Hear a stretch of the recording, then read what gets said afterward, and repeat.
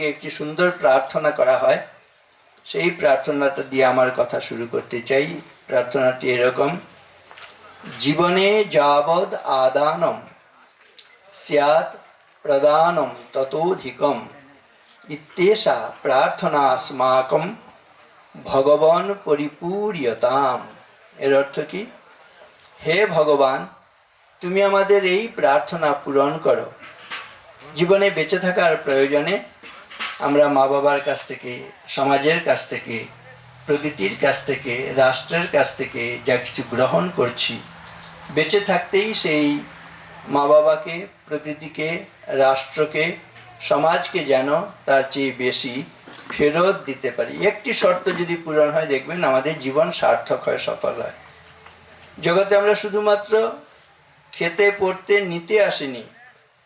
না নিয়ে আমরা বাঁচতেই পারবো না, কিন্তু শুধু নেয়ার মধ্যে কখনো সার্থকতা নেই, রয়েছে দেয়ার মধ্যে। সেজন্য স্বামী বিবেকানন্দ বলছেন, দাও আর ফিরে নাহি চাও, থাকে যদি হৃদয়ে সম্বল। এই যে প্রার্থনা গৃহ প্রতিষ্ঠিত হয়েছে, প্রার্থনার মধ্য দিয়ে আমাদের ভেতরে শক্তি আসবে, প্রার্থনার মধ্য দিয়ে আমাদের পবিত্রতা আসে। এই পবিত্রতার শক্তি সবচাইতে বেশি। বলা হচ্ছে, holiness is the highest and divinest power in earth and heaven হেভেন। স্বর্গ এবং মর্তের মধ্যে পবিত্রতার শক্তি সবচাইতে বেশি।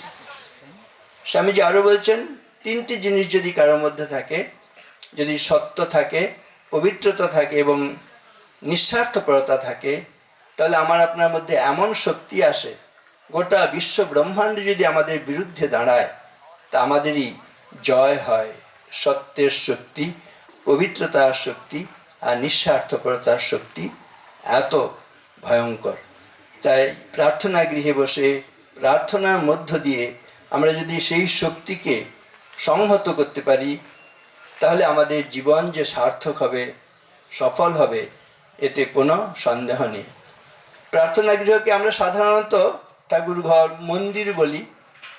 আমরা যখন আজকে এখান থেকে, এই দেবায়তন থেকে, এই মন্দির থেকে বেরিয়ে যাব, আমাদের প্রত্যেকটা শরীর কিন্তু মন্দির হয়ে যেতে পারে। এই ভাবনাটি নিয়ে যদি আমরা বাড়ি যাই, মনে হয় এই ধর্ম সম্মেলন, ধর্মসভা আরও বেশি সার্থক হবে। কখন আমাদের এই শরীরটাই মন্দির হয়ে যায়, আপনারা চান কি না বলুন? নিজের নিজের শরীরটাই যদি মন্দির হয়ে যায়, ভাবতেও আনন্দ হচ্ছে না?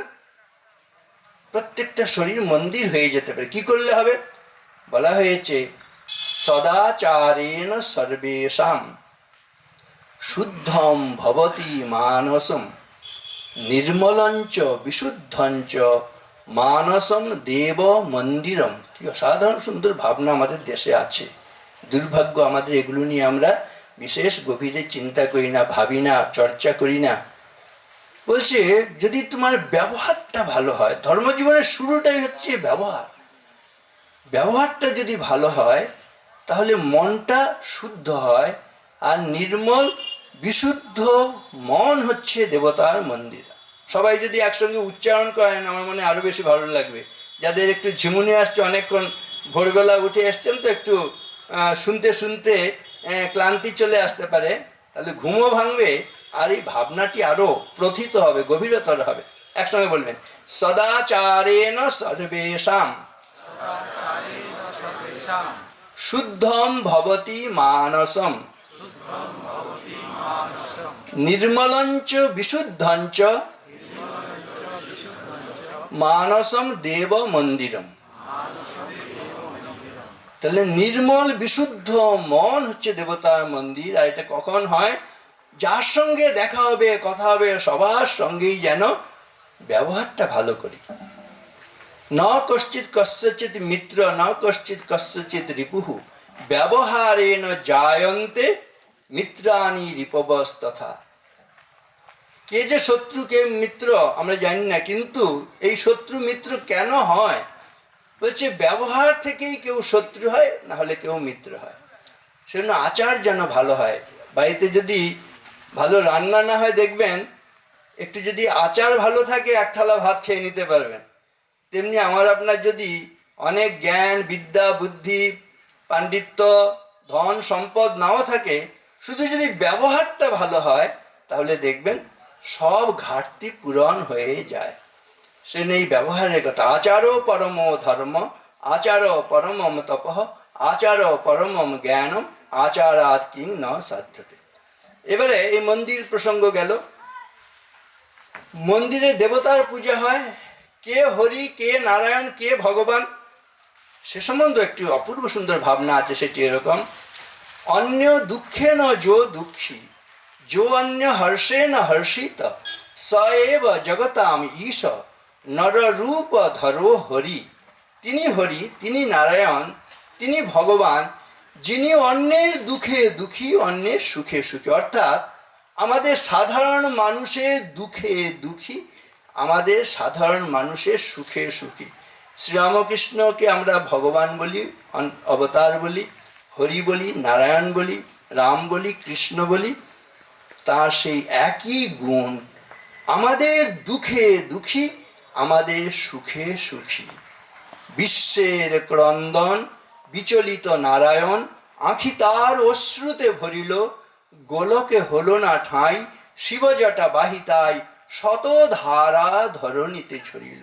শ্রীরামকৃষ্ণ শত ধারা হয়ে গঙ্গার রূপ ধরে আরো অনেক শাখা প্রশাখা নিয়ে এসছেন। তিনি একা আসেননি, সারদামাকে নিয়ে এসছেন, স্বামীজিকে নিয়ে এসছেন, স্বামীজির গুরু ভাইরা তা সন্ন্যাসী সন্তান শ্রীরামকৃষ্ণের তাদের নিয়ে এসছেন, গৃহস্থ সন্তানদের নিয়ে এসছেন রামকৃষ্ণ মঠ মিশনের বর্তমান যারা গুরুরা রয়েছেন, আমাদের প্রেসিডেন্ট মহারাজ, ভাইস প্রেসিডেন্ট মহারাজরা রয়েছেন। এই শত ধারা হয়ে এখনো সেই প্রবাহ চলছে। আমরা যদি একটু চোখ কান খোলা রাখি, আমরা সেই ধারা থেকে অমৃত বাড়ি নিজ মস্তকে সিঞ্চন করে আমাদের এই যে মৃত্যুময় জীবন, সেখান থেকে আমরা আমাদের জীবনকে অমৃতায়িত করতে পারি, অমর হয়ে যেতে পারি। এই ভাবনাটি। আর শেষে যেটি নাকি মনে হয় মন্দিরের মধ্যে আবার পূজা করা হয়, কোনটি সত্যিকারের পূজা, এই ভাবনাটি নিয়েও বাড়ি যাব। এখানে বলা হয় যেন কেন প্রকারেণ যস্য কস্যাপি দেহিন সন্তোষম জনয়েদ প্রাজ্ঞ তদেব ঈশ্বর পূজনম। সত্যিকার ঈশ্বর পূজা আমরা জানি, পূজা মানে এই পঞ্চোপচারে পূজা করি, দশোপচার, ষোড়শোপচার, এগুলো নানান পাদ্য অর্ঘ্য ধূপ দীপ নৈবেদ্য ইত্যাদি নানান রকম এগুলো পূজা করি, আরতি করি। তার চাইতে এগুলো পূজার গৌণ দিক। কিন্তু আসল পূজা কোনটা? বলা হচ্ছে যে কোনো প্রকারে যে কোনো দেহধারী প্রাণীর প্রাণে যদি তুমি সন্তুষ্টি উৎপাদন করতে পারো, সেটা হচ্ছে আসল পূজা। কখন সন্তুষ্ট হবে? কাউকে অত্যাচার করলে, প্রহার করলে, তাহলে কি সে সন্তুষ্ট হয়? কখনোই না। যখন তার উপকার করি, সেবা করি, যত্ন করি, তখন সে সন্তুষ্ট হয়। এই সন্তুষ্টি উৎপাদন করতে পারলে সেটা হচ্ছে আসল পূজা। ভগবান নিজে বলছেন অহম সর্বেষু ভূতেষু ভূতাত্মাবস্থিত সদা তম অবজ্ঞায় মাং মর্ত কুরুতে অর্চা বিড়ম্বনম यो माम सर्वेषु भूतेषु सन्तमात्मानमीश्वरम हित्वार्चाम भजते মৌরাদ ভস্মন্নেব জ্যোতিষ। এর অর্থ কি? ভগবান বলছেন আমি সমস্ত প্রাণীর মধ্যে আত্মারূপে অবস্থান করি। সেই প্রাণীদের, যার মধ্যে আমি আত্মারূপে অবস্থান করি, সেই প্রাণীদের অবহেলা করে, অবজ্ঞা করে কেউ যদি শুধু মন্দিরের ভেতরে মূর্তির মধ্যে আমার উপাসনা করে, সে বিড়ম্বনা করছে। আরো এক ধাপ এগিয়ে গিয়ে দ্বিতীয় শ্লোকে বলছেন যে আমি কিনা সমস্ত প্রাণীর মধ্যে আত্মারূপে অবস্থান করছি, সেই প্রাণীদের অবহেলা করে, অবজ্ঞা করে কেবলমাত্র মন্দিরের ভেতরে মূর্তির মধ্যে যদি আমার উপাসনা করে, সে ভস্যে ঘি ঢালছে। এই কথাটি আমরা অনুরণন ইদানিং কালের মতন করে শ্রীরামকৃষ্ণ মুখে শুনি, শিব জ্ঞানে জীবের সেবা, তাই না? তাহলে ওই বহু রূপে সম্মুখে তোমার ছাড়ি, কোথা খুঁজিছ ঈশ্বর, জীবে প্রেম করে যেই জন সেই জন সেবিছে ঈশ্বর। এই ঘাটমুড়া শ্রীরামকৃষ্ণ আশ্রম বিবেকানন্দ পাঠচক্র এটি হচ্ছে এই সেবা কাজ করছে, সেজন্য এত এর বিস্তার, আমরাও এত আনন্দ লাভ করছি। আমাদের জীবনও সার্থক সফল হয়ে যাবে যার যেটুকু আছে সেটুকু দিয়ে যদি একটু সেবা করতে পারি। দান করলে কি হয় এই কথাটা বলে আমি শেষ করছি। আমরা দুটো জিনিস করতে পারি, দান করতে পারি আর সঞ্চয় করতে পারি। সম্পদ আমাদের কিছু না কিছু সবারই আছে।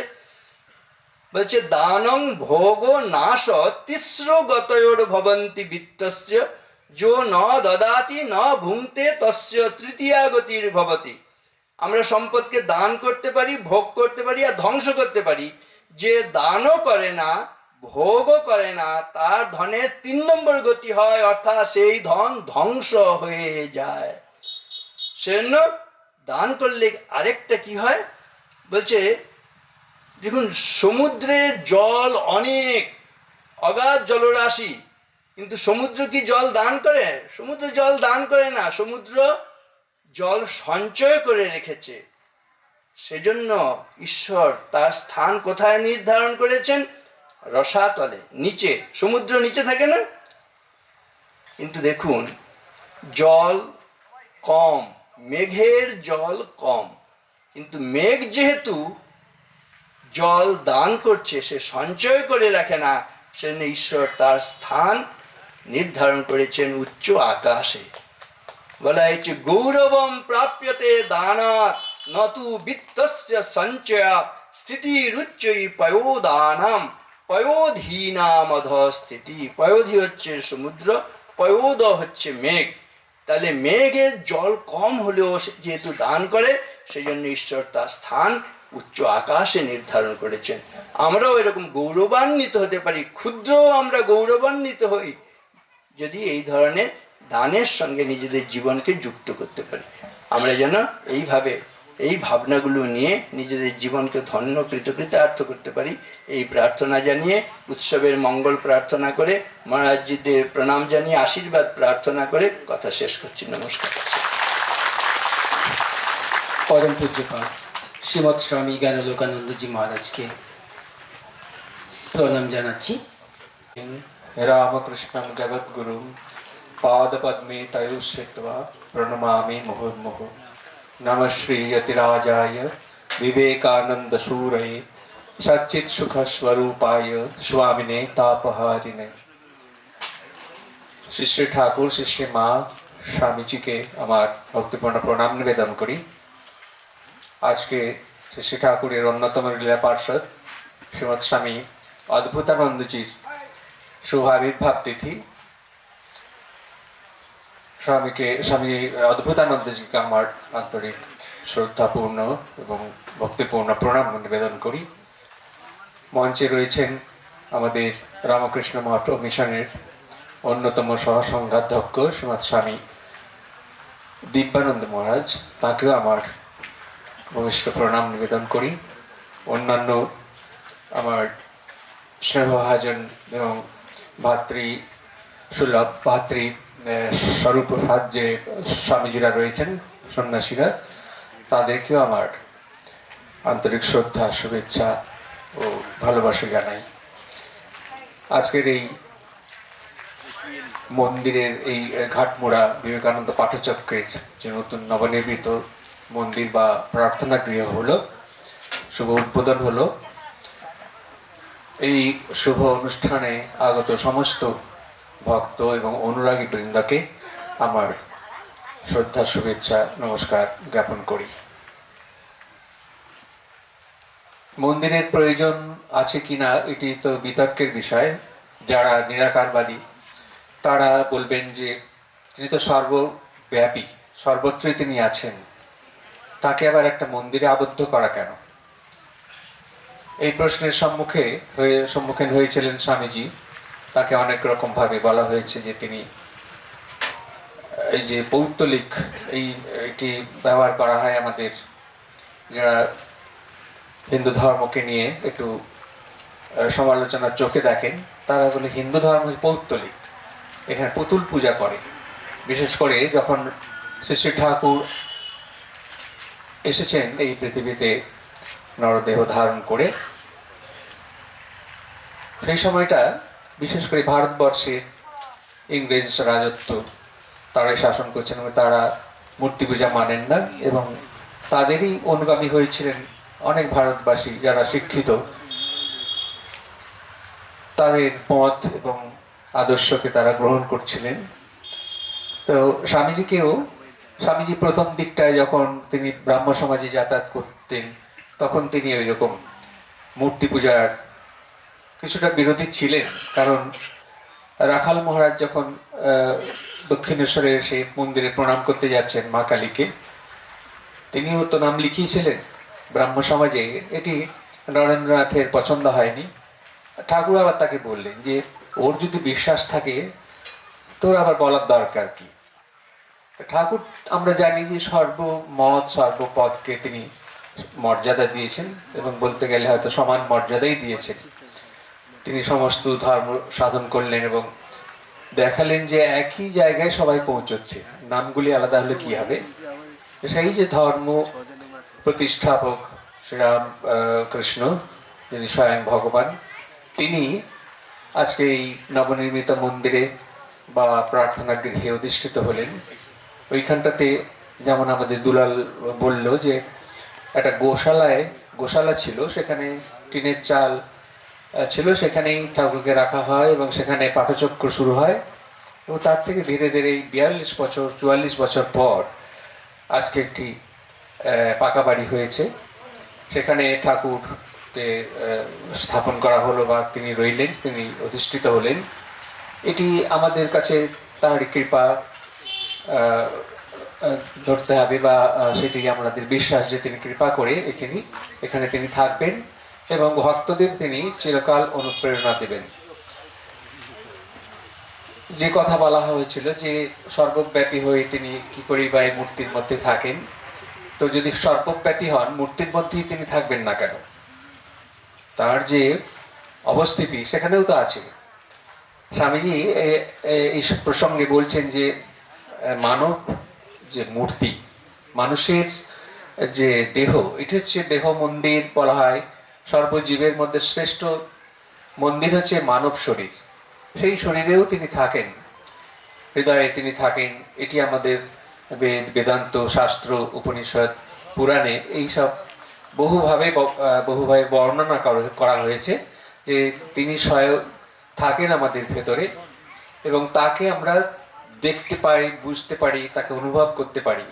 সেটাই মানব জীবনের উদ্দেশ্য। শ্রীরামকৃষ্ণ বারবার বলেছেন যে মানব জীবনের উদ্দেশ্য ভগবান লাভ বা ভগবত দর্শন, এইসব কথা তিনি বলেছেন।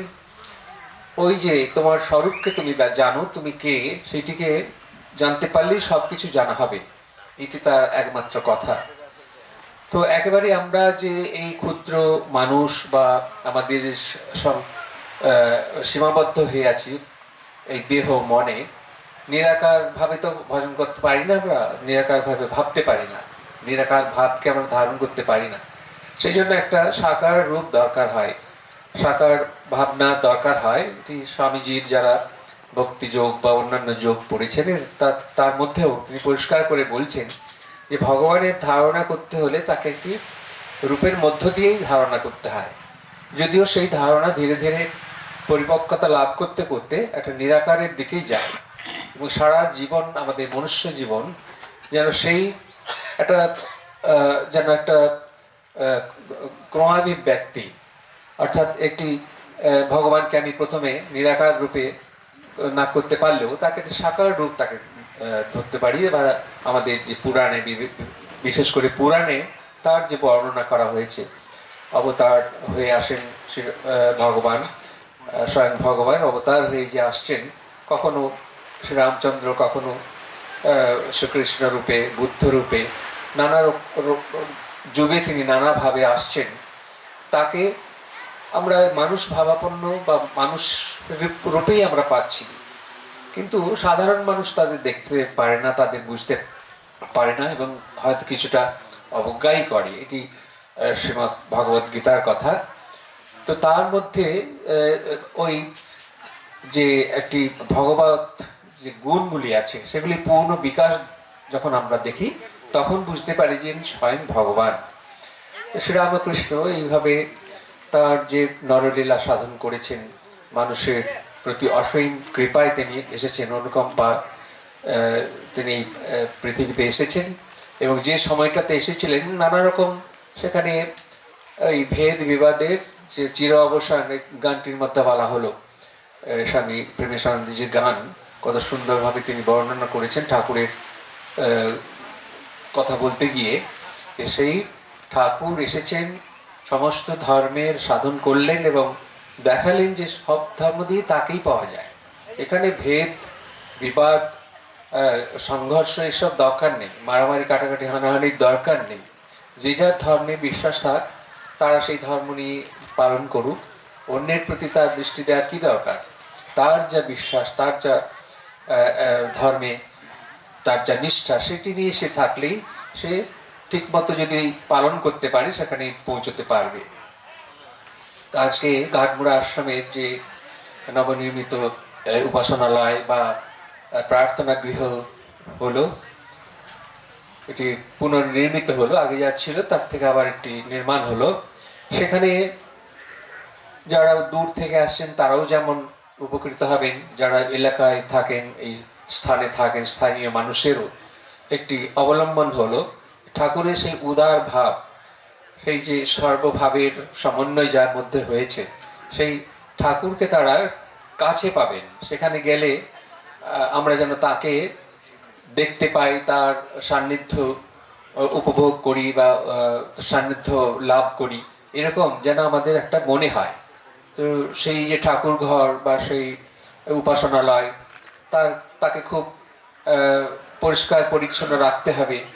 হ্যাঁ, এই আমরা তো দেখি যে আমাদের যেগুলি প্রাচীন দেবালয় সেগুলি কি অযত্নেই না থাকে, সেখানে ঠিকমতো সেবা পূজা যত্ন নেওয়া হয় না, এই জন্য অনেকে সেখানে যেতেও চান না। এই শ্রী ঠাকুরের অবশ্য আলাদা, তিনি এখন যেখানেই রামকৃষ্ণ মঠ মিশন এবং যেখানে কেন্দ্র গড়ে উঠেছে সেখানে যে ঠাকুর ঘর হয় বা মন্দির হয় সেগুলি খুব প্রশস্ত হয়, সেখানে সবাই আসতে পারে, খুব পরিষ্কার পরিচ্ছন্ন থাকে এবং ভক্তদেরও একটা থাকবে, একটা দায়িত্ব থাকবে বা একটা কর্তব্য থাকবে যে এই স্থানটিতে এসে কোনো রকম সাংসারিক কথা বলা বা কোনো রকম আড্ডা দেওয়া বা না করে, সেই সব কিছু না করে যেন ভগবানের কথাই তারা চিন্তা করেন। এর মাধ্যমে এর ফলে সেখানে ভগবান জাগ্রত হয়ে উঠবেন।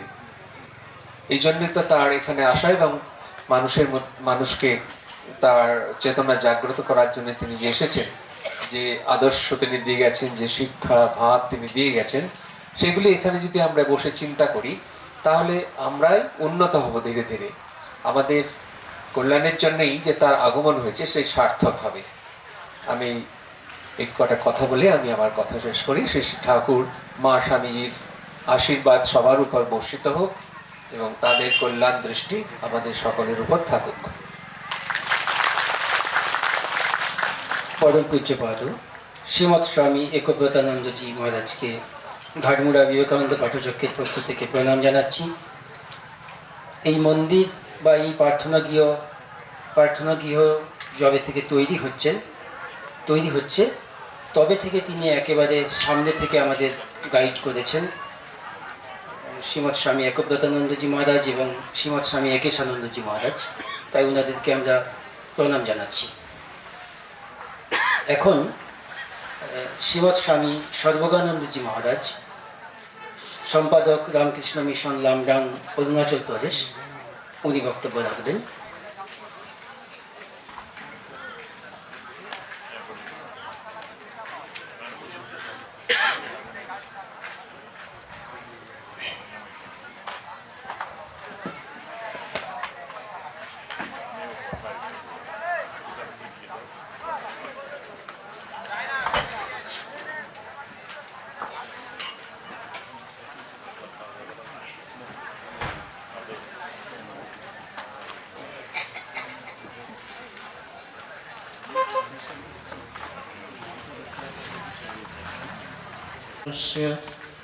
सर्वधर्मस्वरूपिणे अवतारवरिष्ठाय रामकृष्णाय ते नमः। ॐ यथा गणेर्दाहिका शक्ति रामकृष्णे स्थिता हि या सर्वविद्यास्वरूपान्तां शारदां प्रणमाम्यहम्। नमः श्रीयतिराजाय विवेकानन्दसूरये सच्चित्सुखस्वरूपाय स्वामिने तापहारिणे काळिन्दीफुल्लकमले माधवेन क्रीडारत ब्रह्मानन्द नमस्तुभ्यं सद्गुरो लोकनायक योगानन्द प्रेमानन्दश्चान्ये वै ये च पार्षदा रामकृष्णगतप्राणान् सर्वांस्तान् प्रणमाम्यहम्। रामकृष्णगतप्राणान् सर्वांस्तान् प्रणमाम्यहम्।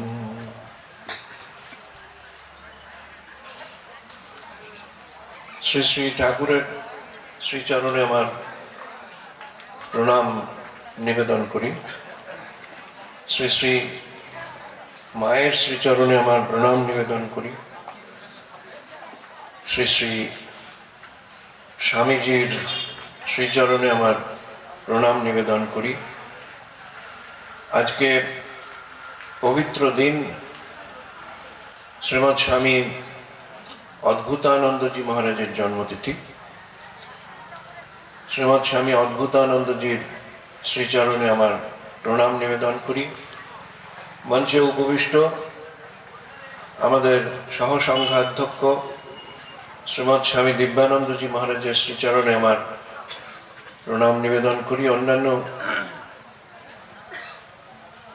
যারা গুরুজন স্বামীজি, তাদের আমার প্রণাম নিবেদন করি। বাকিদের সকলকে আমার নমস্কার, শুভেচ্ছা।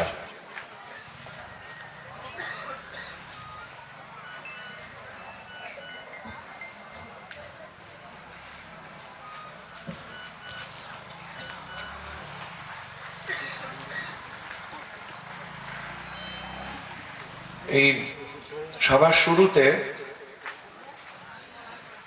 ডক্টর দুলাল সেন সংক্ষেপে কিছু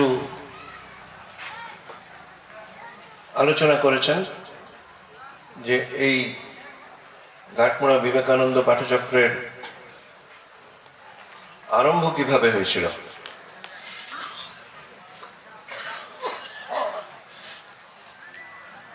আমার বিচারে এখানে আগের থেকেই ঠাকুর সব ঠিক করে রেখেছিলেন, আমরা নিমিত্ত মাত্র। এইভাবে যে একটা সংগঠন তৈরি হয়েছে, যে এখানে যে আজকে প্রার্থনা গৃহ শুভ উদ্বোধন হলো পূজনীয় মহারাজের হস্তে, এই সবই অ্যাপারেন্টলি আমাদের সকলের যৌথ প্রয়াসে হয়েছে। আসলে এই এলাকায় এই ঘাটমোড়ার সাথী আরো যে 9টি সংঘ আছে যারা সংস্কৃতি সংস্থানের সঙ্গে যুক্ত, এর বাইরেও ছোট ছোট অনেকগুলি সংগঠন আছে। তারা হয়তো খানিকটা দ্বিধাগ্রস্ত, হয়তো সেরকম ভাবে তাদের কাছে এক্সপোজার নেই, তো সেই কারণে এই তালিকাভুক্ত হয়নি, কিন্তু তাদের অস্তিত্ব আছে। সেই সব ছোটখাটো সংগঠন এবং এখানে যেভাবে এই 9টি সংগঠন, তার সঙ্গে আমাদের রামকৃষ্ণ মিশনের যেসব শাখা কেন্দ্র, গড়বেতা, লালগড়, মেদিনীপুর, এই এলাকায় যেগুলি আছে, এই সবই শ্রীরামকৃষ্ণের আশীর্বাদ পুষ্ট এবং দীর্ঘদিনের স্বপ্ন এদের যে এখানে একটি মন্দির করবে, সেটি আজকে বাস্তবায়িত হলো। এই মন্দিরকে প্রার্থনা গৃহ বলা হচ্ছে, তার কারণ মন্দিরে অর্চা বিগ্রহ রাখা হয়, মন্দিরে নিত্য পুজো করতে হয়। এখানে নিত্য পুজো হয় ঠিকই, কিন্তু মন্দিরে দেবতাকে প্রতিষ্ঠা করে যে অর্চা বিগ্রহ, মনে করুন শিব মন্দির, মনে করুন নারায়ণ মন্দির, গোবিন্দ মন্দির, সেখানে শিবকে প্রতিষ্ঠা করা হচ্ছে। সেখানে যে বিধি দিয়ে নারায়ণ শিলাকে প্রতিষ্ঠা করা হচ্ছে, করে সেখানে সেই বিগ্রহকে অর্চা বিগ্রহে রূপান্তরিত করে সেই অর্চা বিগ্রহের নিত্য পুজো সেখানে করা হচ্ছে। এখানে আমাদের ঠাকুরকে আজকে প্রতিষ্ঠা করা হলো। যদি শাস্ত্রীয় যেসব বিধি আছে সেই সব বিধির দিক থেকে দেখা হয়, সেখানে আজকে যা হয়েছে তার থেকে আরো অনেক বেশি করণীয় ছিল, সেসব করা হয়নি। কিন্তু এই বাহ্যিক যে প্রতিষ্ঠা অনুষ্ঠান করে, সেই প্রতিষ্ঠার থেকেও আরো বেশি গুরুতর যেটা দরকারি, জরুরি, শ্রীরামকৃষ্ণকে আমাদের হৃদয়তে প্রতিষ্ঠা, যেটা একব্রতানন্দজি মহারাজ বলছিলেন, আমাদের জ্ঞানলোকানন্দজিও বলছিলেন যে কুরুতে অর্চা বিগ্রহম অর্চা বিড়ম্বনম তম অবজ্ঞায়মাম কুরুতে অর্চা বিড়ম্বনম। কাকে অবজ্ঞা করে? মানুষের মধ্যে যে দেবতা আছেন, যে নারায়ণ আছেন, তাকে অবজ্ঞা করে বাইরে অর্চা বিগ্রহ করছে। কুরুতে অর্চা বিড়ম্বনম। তো এই যে মন্দির, আমি এখন আপাতত প্রার্থনা গৃহ না বলে আমি মন্দিরই বলবো। আর এখানে যারা বালক সংঘ অর্থাৎ ছাত্র যারা আছে হস্টেলের, তারা এসে নিত্য প্রেয়ার করবে। মন্দির করাটা একটু কঠিন ব্যাপার, কারণ মন্দিরের মেনটেনেন্স বলতে বিল্ডিং মেনটেনেন্সের কথা হচ্ছে না, ভিতরে দেবতার যে পূজার মেনটেনেন্স, তার যে পূজারী, নিত্য পুজো, এটা খুব সহজ ব্যাপার নয়। কিছুদিন পরে যদি এমন হয় যে এখন যত আগ্রহ ভক্তি সমস্ত আস্তে আস্তে আস্তে আস্তে কমে গেল, ওরে পদ সাক্ষুকে তুই করলি গোল, অন্তরে তোর নাইকো মাধব,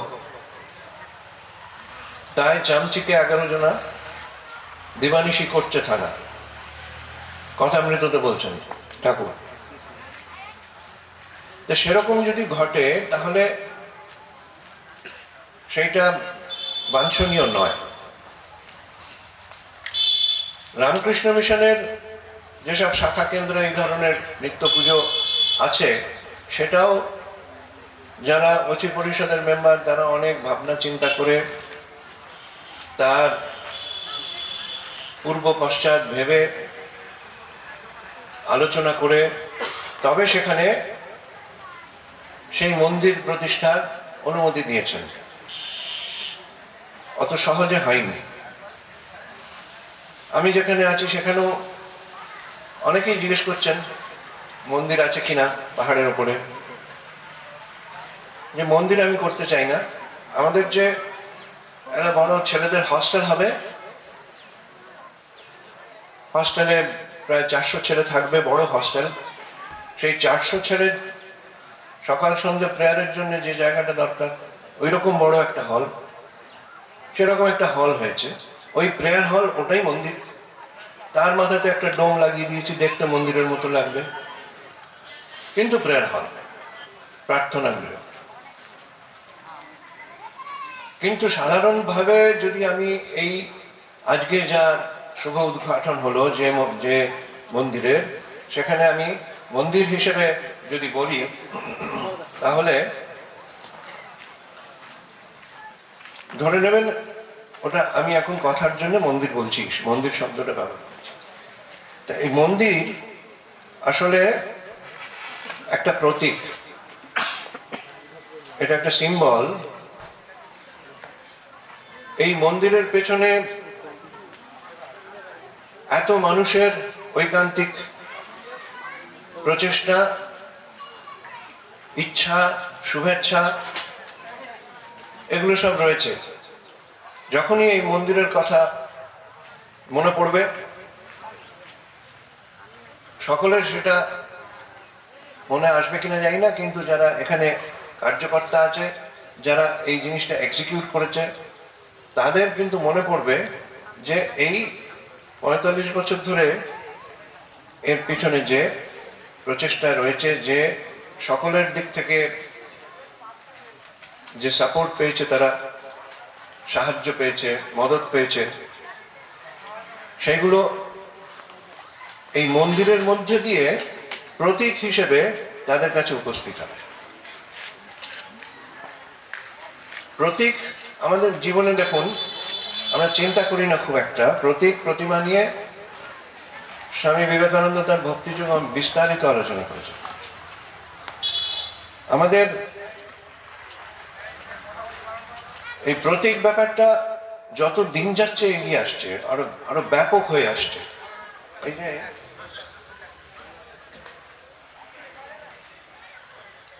এই যে টেলিফোনের যে এগুলো সবই তো প্রতীক।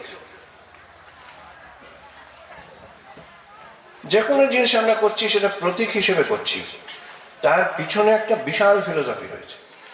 এই যে আমরা টেলিফোনে কিছু একটা করছি, একটা ফোন করছি, কি করছি, তার পিছনে যে, যারা কম্পিউটার জানেন তারা বুঝতে পারবেন, তার পিছনে যে অ্যালগরিদম আছে, একটা বিশাল অ্যালগরিদম আছে।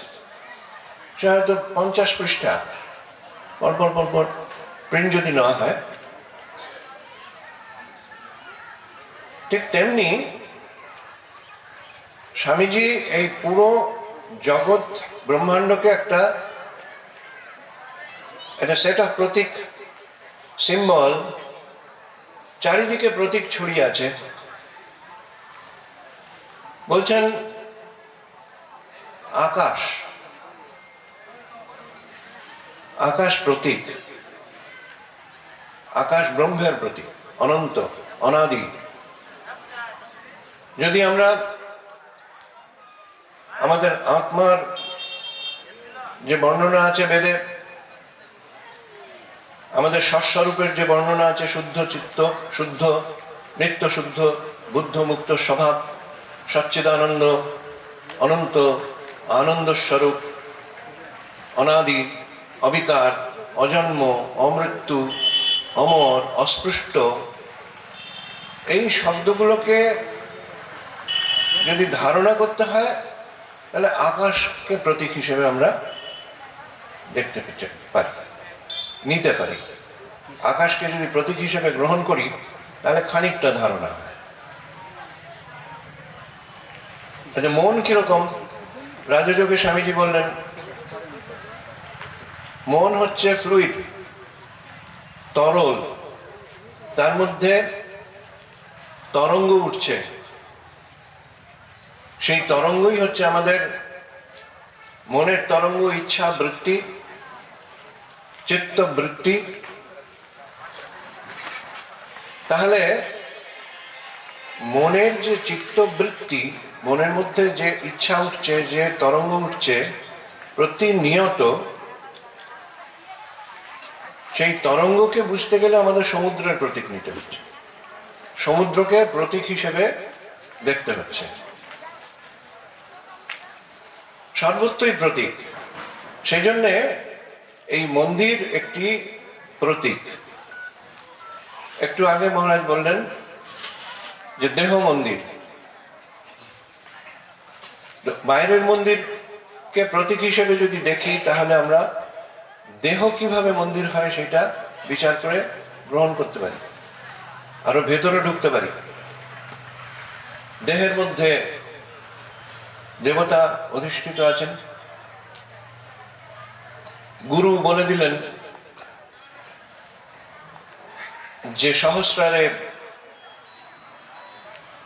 গুরুস্থান এবং হৃদয়তে রক্তদল, রক্তবর্ণ অষ্টদল পদ্মে কৃষ্ণ বসে আছেন, শ্রীরামকৃষ্ণ বসে আছেন। এটা ধারণা করতে গিয়ে এই মন্দিরের প্রতীক আমরা দেখছি। আর একটু অন্য প্রসঙ্গে যদি যাই, বেলুড় মঠের মন্দির, বেলুড় মঠের মন্দিরে আপনারা গেলে দেখবেন স্বামীজিও চেয়েছিলেন যেভাবে, যে ওখানে সমস্ত ধরনের স্কাল্পচার, আর্কিটেকচার, সেগুলো সব একটা সংমিশ্রণ আছে। মুঘল স্ট্রাকচার যেমন আছে তেমনি হিন্দু স্ট্রাকচার আছে। জগন্নাথ, পুরী জগন্নাথ মন্দিরের যে একবারে মাথায় যে কমলার কুয়ার মতো দেখায়, সেইটি এসছে এখানে বেলুড় মঠে। বেলুড় মঠে ঢুকলে, মন্দিরের মধ্যে ঢুকলে, সেই নাট মন্দিরের একটু এগিয়ে গেলে ডান দিকে দুটো এলস দেখা যায়, আইলস, সেটা দুটো বাহু টাইপের, যেখানে গানের অর্গানটা থাকে। আপনারা গেছেন কিনা? সামনে ঠাকুর বসে আছেন আর এ পাশে দুটি বাহুর মতো বেরিয়েছে। যীশু খ্রিস্টের যে ক্রুশ, সেইটার প্রতীক হিসেবে দেখা যায়। যদি ওপর থেকে দেখা যায়, ফ্লোর ডিজাইনটা কিরকম হবে? ফ্লোর ডিজাইন হবে এরকম একটা ক্রসের মতো। ভিতরে ঢুকে যদি বাইরের দিকে তাকাই তাহলে মেইন দরজা, সেই মেইন দরজার উপরে যে একটা গোল মতো একটা আর্চ করা আছে, সেটা আসলে মসজিদের মধ্যে থাকে। Islamic architecture, Buddhist architecture. Agra fort, সেই ফোর্টের যেরকম ওপরের ব্যালকনি, ওপরের ওটাকে বলে প্যারাপিট, ছাজা না প্যারাপিট, সেই প্যারাপিট আগ্রা ফোর্টে ঠিক সেই রকম ভাবে বেলুড় মঠে বাইরের থেকে যদি তাকানো হয়, মাঠ থেকে যদি দেখা হয়, তাহলে একদম ওপরে যে ডিজাইনটা করা হয়েছে ওটা আগ্রা ফোর্টের মতো। তারপরে যে গথিক স্টাইলটা করা হয়েছে, সেই গথিক আর্চ যেটা ভিতরে আছে,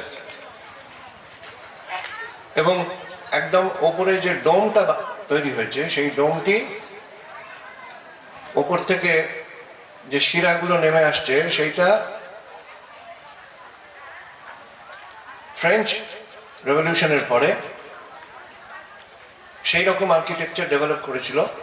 সেইটার একটা এখানে খানিকটা তার সংমিশ্রণ আছে।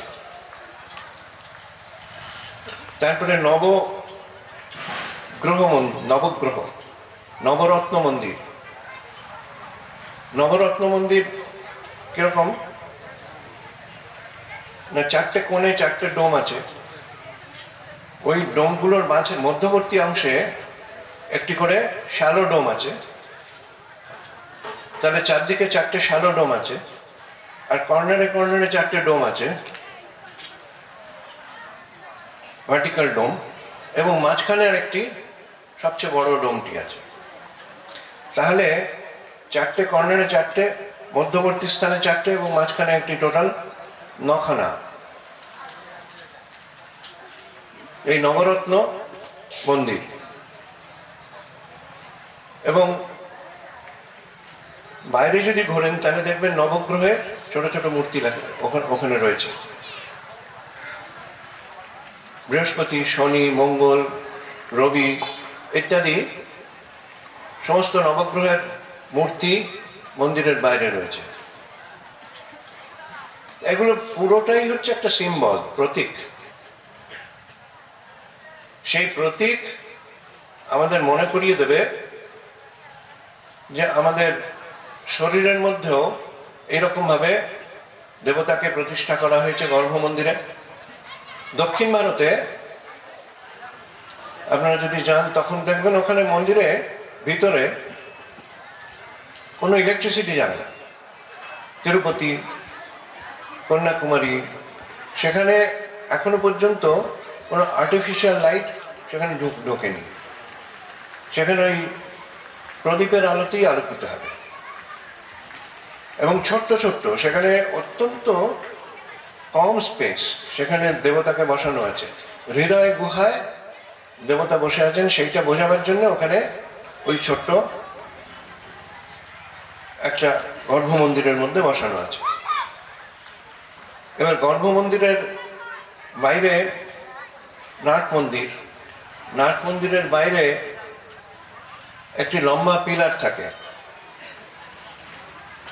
তারপরে যে এন্ট্রান্স গেটটা, স্বামীজি ওই নাট মন্দির আর গর্ভ মন্দিরের মধ্যে যে স্পেস আছে, যে অংশটা, সেই অংশটা বললেন এটা রাখার দরকার নেই, গর্ভ মন্দির এবং নাট মন্দির একসঙ্গে জুড়ে দাও। এবং সেইভাবে ভারতবর্ষে এই প্রথম গর্ভ মন্দির এবং নাট মন্দির জোড়া একটি মন্দির তৈরি হলো, এবং ওটাই মডেল হয়ে গেল। এখানেও তাই আছে, এখানে নাট মন্দির এবং গর্ভ মন্দির একসাথে করা আছে। কিন্তু স্বামীজি ওই ছোট্ট স্পেসের মধ্যে, ছোট্ট একটি কামরার মধ্যে দেবতাকে বসানো আছে, এবং সেখানে পুজো হচ্ছে। ওখানে বায়ু চলাচল নেই।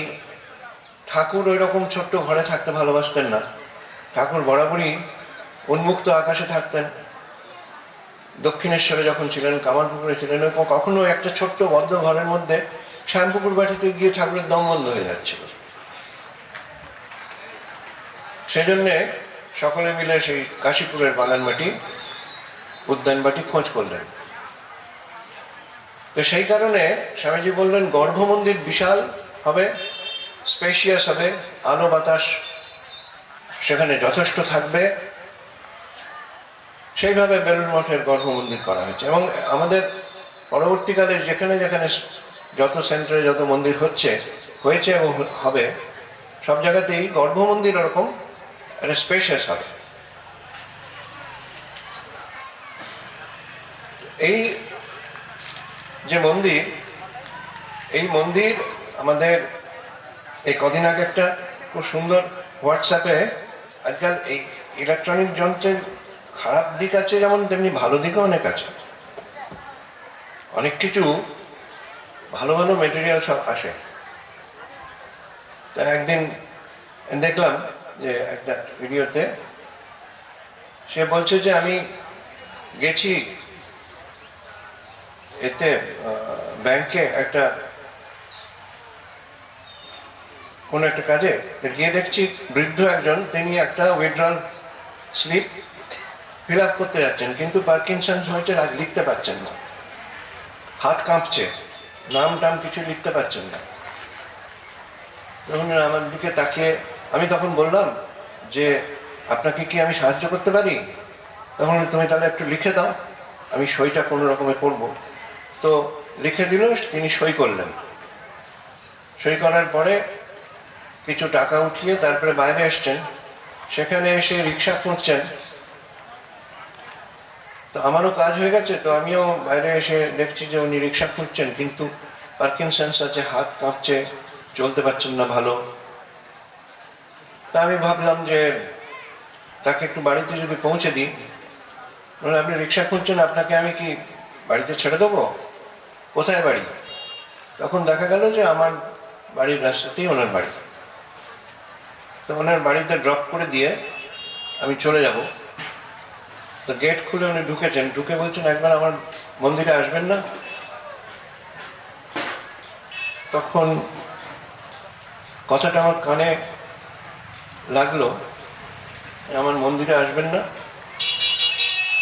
বলছেন যে আমি গেলাম ভেতরে, গিয়ে দেখি নর্মাল যেরকম হয়, একটি ঘর আছে, ঠাকুর ঘর। এমনি আপনি মন্দির বলছেন কেন? আমি মন্দির বলি এই কারণে যে মন্দির হলে মনের মধ্যে সবসময় একটা পবিত্র ভাব থাকে। যেমন মন্দিরে আমরা কোনো সময় নষ্ট করি না, কোনো আজে বাজে আড্ডা মারি না, গল্প করি না, অযথা কথা বলি না, কোনো খারাপ কাজ করতে পারি না। এখন আমি এই বাড়িটাকে, আমার ছেলে মেয়ে সব বাইরে থাকে, আমরা এই বাড়িটাকে সেই জন্য বলেছি যে আমার মন্দির। সে তার বাড়িটাকে নিজের মন্দির হিসেবে থাকে। তো আমরা এখানে যে মন্দির দেখি, সেই মন্দিরই আমাদের বাড়িতে যদি নিয়ে যেতে পারি, তাহলে এর থেকে ভালো তো আর হয় না। সে হরিসভাতে শাশুড়ি যেত, তো বৌমা একদিন ধরে পড়লো যে আমিও হরিসভা যাব। না না, বলে অনেকদিন অনেক কষ্ট করে তাকে নিবৃত্ত করার পরেও সে কিছুতে হয় না। তো কিছুদিন পরে তাকে হরিসভায় নিয়ে গেলেন শাশুড়ি। তারপরে ওখানে তো বলছে, যত্র যত্র নেত্র করে তত্র তত্র কৃষ্ণ স্ফুরে। সমস্ত মানুষের মধ্যে, সমস্ত প্রাণীবর্গের মধ্যে সেই এক হরি বর্তমান, সেই এক কৃষ্ণই বর্তমান, ইত্যাদি অনেক কিছু শুনেছেন। তারপরে ফিরে এসছেন। রাত্রিবেলা বৌমা শাশুড়িকে দুধ দেয়। দুধ কি হলো? না, হরি খেয়ে গেছেন। হরি খেয়ে গেছেন মানে? ওই বিড়াল এসছিল, বিড়ালটা ওই দুধটা খেয়ে গেছে। বিড়ালকে তাড়ালে না? এই যে শুনে এলাম যে সমস্ত প্রাণীর মধ্যে হরি থাকেন, সেই জন্য আর তাড়াতে পারিনি। তখন শাশুড়ি বলছে, ও মা, আমি তো বাবা ওই যা শুনি ওখানেই রেখে দিয়ে আসি, আমি তো ঘরে কিছু নিয়ে আসি না, আমি সমস্ত কিছু ওখানেই রেখে দিয়ে আসি। তা আমাদের অনেক সময় হয় কি, সব শুনে টুনে ওখানেই রেখে দিয়ে আসি। কিন্তু আজকের এই যে মন্দিরের দ্বার উদ্ঘাটন হলো, এই মন্দিরের দ্বার উদ্ঘাটনের পিছনে এবং আগামী দিনে যা কিছু ঘটবে, এই মন্দির হচ্ছে তার প্রতীক। সেই প্রতীককে আমরা স্মরণ করব, এবং প্রতীকের মধ্যে শ্রীরামকৃষ্ণ বসে আছেন। এবার আস্তে আস্তে ফোকাস ঠাকুরের দিকে যাবে। ঠাকুরের ছবি, ঠাকুরের রূপ। প্রেমেশানন্দজি বলতেন, রূপ লীলা তত্ত্ব। ঠাকুরের রূপ ধ্যান করতে করতে তার লীলাতে চলে গেল মনটা। ছবিতে ঠাকুরকে দেখতে দেখতে লীলাতে চলে গেল। কামারপুকুরের লীলা, বাল্য লীলা, সাধন লীলা, দক্ষিণেশ্বরে ঠাকুরের অন্তলীলা। এই লীলা চিন্তন করতে করতে কথামৃততে যে বর্ণনা আছে, সেটা তো চোখের সামনে ছবির মতো ভেসে ওঠে, সেটাই লীলা। কথামৃততে যে লীলা বর্ণন আছে, সেটা ছবির মতো ভেসে ওঠে। সেই লীলাতে চলে গেল। ঠাকুর কিভাবে দক্ষিণেশ্বরে লীলা করছেন, অন্তলীলা, কাশীপুরে, শ্যামপুকুরে, কাশীপুরে কিভাবে লীলা হয়েছে। রূপ লীলা এর পেছনে এবার মন চলে গেল তত্ত্বে। কেন তিনি এসেছেন, কেন তার গলায় ক্যান্সার হলো, কেন মানুষের দুঃখে কাঁদছেন, কেন তিনি নারী শক্তির আরাধনা করলেন, কেন একবারে নিরক্ষর হয়েও এই সাধনা করে জগতের কাছে প্রমাণ করতে চাইলেন যে সবই সত্য, আমাদের ধর্মগ্রন্থে যা লেখা আছে সবই সত্য, কোনোটাই মিথ্যা নয়। এগুলো কেন করতে গেলেন? এই কেনর উত্তর নিতে গেলে খুঁজতে খুঁজতে শেষকালে তত্ত্বে চলে যাওয়া। সচ্চিদানন্দ স্বরূপম সর্বদেবদেবী স্বরূপায় শ্রীরামকৃষ্ণায় নমঃ, এটা প্রথমে এলো।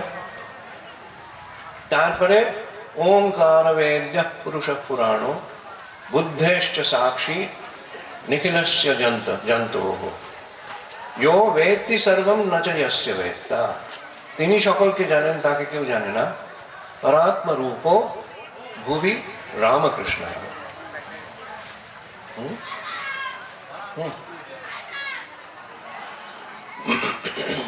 তো সেই রূপ লীলা তত্ত্বে চলে যাওয়া, এইভাবে আজকের দিনটাকে আমরা সেলিব্রেট করছি। আজকের এই মহান দিন, অসপিশিয়াস পবিত্র দিন, এবং আমরা এর ব্যাপারে আরো কিছু তাত্ত্বিক এবং তাৎপর্যপূর্ণ কিছু বক্তব্য আমাদের পূজনীয় স্বামী দিব্যানন্দজি মহারাজের কাছে শুনবো। আর তারপরে আমাকে আদেশ করেছেন যে একটা গান করতে, সেটা পরে। এখন ক্লোজিং সং করার কেউ নেই তো?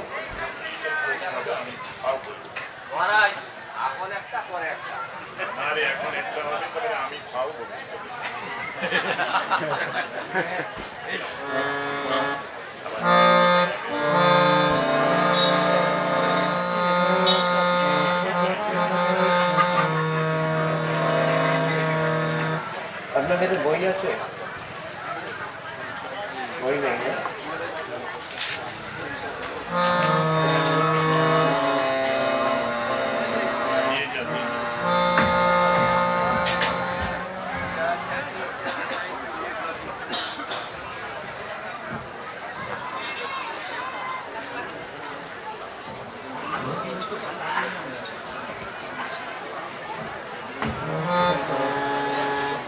হারমোনিয়ামটা শোনা যাচ্ছে?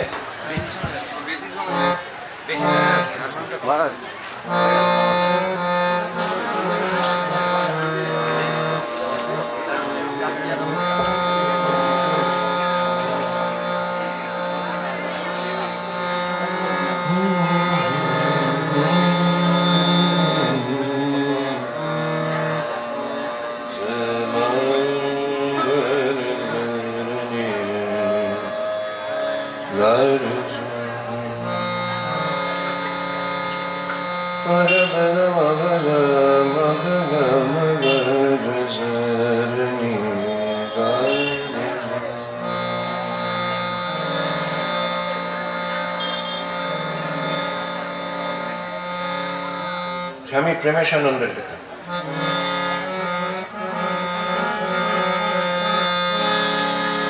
মনয় সমীরে ভেসে আসে কি মধুর গীতিলাহরী,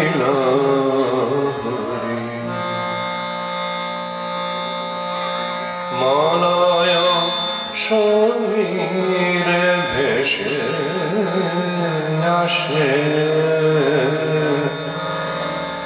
কি মধুর গীতিলাহরী, চলো দেখে আসি উজ্জ্বলিছে দিশি,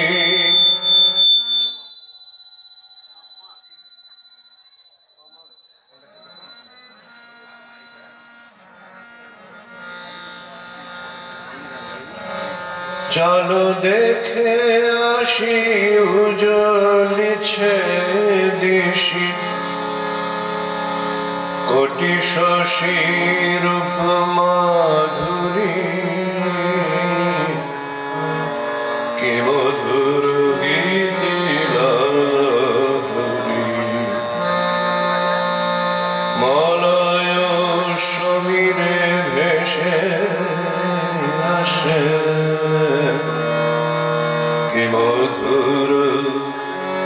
গীতি লহরী। চলো দেখে আসি উজলিছে দিশি কোটি শশীর মাধুরী। কে মধুর গীতিল তপ ক্ষীণ কায়ে ক্ষুদিরাম হায় সাধনা করি কঠোর। তপ ক্ষীণ কায়ে ক্ষুদিরাম হায় সাধনা করি কঠোর। কোন দেবতায় আনিলা ধরায় নন্দন বন বিহারী। কি মধুর গীতি লহরী। কোন দেবতায় আনিলা ধরায় নন্দন বন বিহারী। কি মধুর গীতি লহরী। মলয় সমীরে ভেসে আসে কি মধুর গীতি লহরী। পাপ তাপে ভরা এ মলিন ধরা স্বার্থ কলুষময়। এই মরুভূমে বুঝি এলো নেমে। এই মরুভূমে বুঝি এলো নেমে সিঞ্চিতে প্রেম বারি। পাপ তাপে ভরায় মলিন ধরা স্বার্থ কলুষময়। এই মরুভূমে বুঝি এলো নেমে সিঞ্চিত প্রেম বারি। কে আছো অলস হৃদয় নিরাশ স্বার্থ মোহেতে ভুলিয়া। কে আছো অলস হৃদয় নিরাশ স্বার্থ মোহেতে ভুলিয়া। আজি প্রেমের দীক্ষা ত্যাগের শিক্ষা।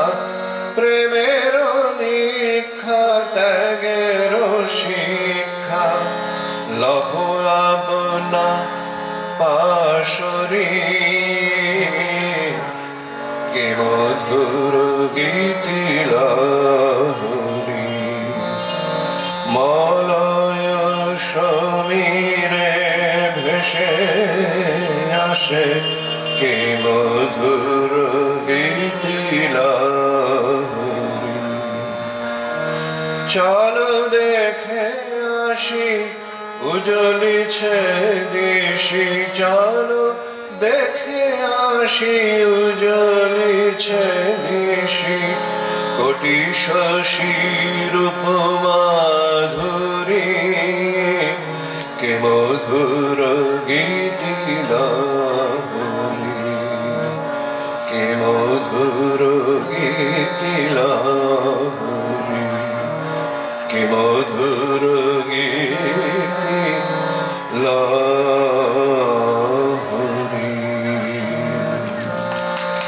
ওম নমো ভগবতে শ্রীরামকৃষ্ণায়।